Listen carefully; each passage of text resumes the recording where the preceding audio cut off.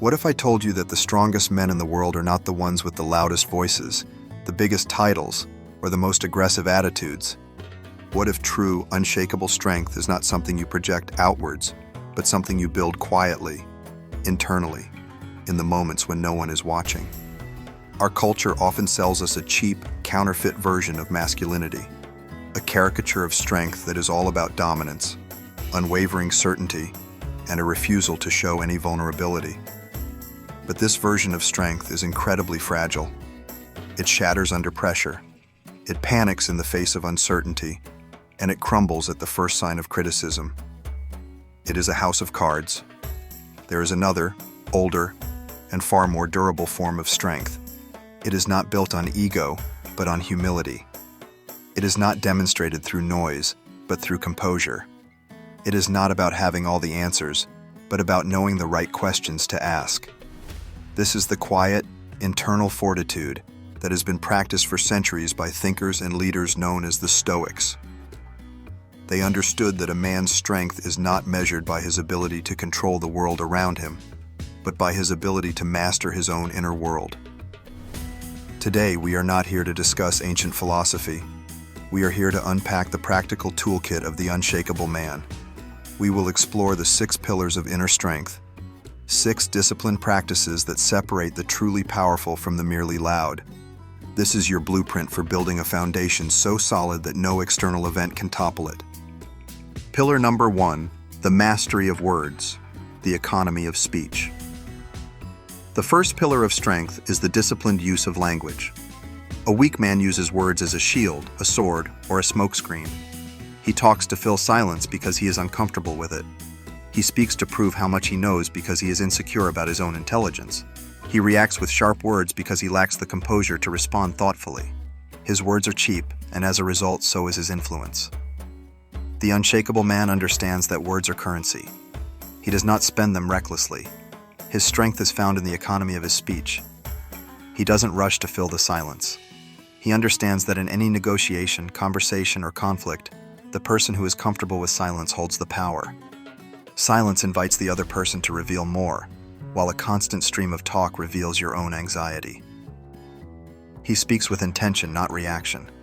When faced with a challenge or criticism, he does not fire back with the first emotional retort that comes to mind. He pauses. He considers his objective. He chooses his words with the precision of a surgeon, ensuring they are designed to solve the problem, not just to vent his ego. He knows that what he doesn't say often carries the most weight. By choosing not to engage in gossip, not to complain about trivialities, and not to make grand, empty promises, he builds a reputation for seriousness and credibility. When he finally does speak, his words land with immense impact because they are rare and valuable. This mastery is not about being cold or distant. It is about understanding that true communication is not about the volume of your words, but the weight of them. Pillar number 2, the mastery of ego, the discipline of an open mind. The second pillar of strength is the ability to master one's own ego. A fragile man's ego is like a brittle shield that he must constantly defend. When presented with a new idea, his default response is, "I already know that." When his beliefs are challenged, he becomes defensive and argumentative. His need to be seen as right is more important than his desire to be right. This makes him intellectually stagnant and incredibly predictable. The unshakable man cultivates an open mind as a strategic asset. He understands that the moment you believe you have nothing left to learn is the moment you guarantee your own obsolescence. He listens more than he talks. He approaches conversations not as a debate to be won, but as an opportunity to gather data. He listens intently to others, especially those he disagrees with, because he knows they may see a blind spot he has missed. He actively seeks out dissenting opinions. Instead of creating an echo chamber that reinforces his own biases, he seeks out the smartest people who hold the opposite view. He is not afraid to have his ideas tested in the fire of intelligent opposition, because his goal is not to protect his ego, but to find the truth. He is quick to admit when he is wrong. Saying "I was wrong" or "you've changed my mind" is not a sign of weakness to him. It is a demonstration of ultimate strength, the strength to prioritize truth over ego. This humility makes him trustworthy, adaptable, and deeply respected. The fragile man is trapped by what he thinks he knows. The unshakable man is liberated by the pursuit of what he does not. Pillar number 3, the mastery of narrative, the power of radical responsibility. The third pillar is the mastery of your own story. When things go wrong, the weak man immediately becomes a victim. He utters the most disempowering phrase in the English language: "It's not my fault." He blames his colleagues, the market, his boss, his bad luck. By doing this, he hands over all power to change the situation to external forces. He becomes a passive character in the story of his own life, waiting for someone else to rescue him. The unshakable man practices radical responsibility. He understands that while he cannot control the external event, he has 100% control over his response and the meaning he assigns to it. He owns his part, no matter how small. Even if a project failed 99% due to someone else's error, he finds his 1%. I could have communicated more clearly. I should have double-checked the data. I could have followed up sooner. By taking ownership of his small piece, he immediately reclaims the power to improve. He is no longer a victim, he is a learner. He replaces blame with curiosity. Instead of asking, "Whose fault is this?" he asks, "What can we learn from this? How can we ensure this doesn't happen again?"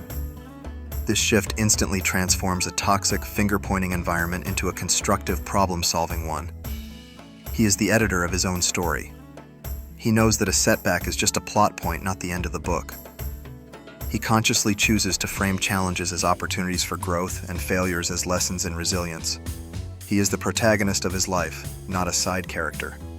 Pillar number 4, the mastery of fear, the discipline of the possible. The fourth pillar is the ability to master fear, especially the kind of fear that disguises itself as practicality. When faced with a great challenge or a bold new idea, the fearful man will often say, "That's impossible." This phrase sounds responsible and logical, but it is often just a projection of his own fear of failure, fear of the unknown, or fear of hard work. By declaring something impossible, he gives himself permission not to even try. The unshakable man understands that what feels impossible is often just unfamiliar. He is a master of disciplined action in the face of uncertainty. He breaks down the impossible into the possible. He doesn't focus on the overwhelming scale of the final goal. He asks a simple, powerful question: what is the next small, controllable step I can take today?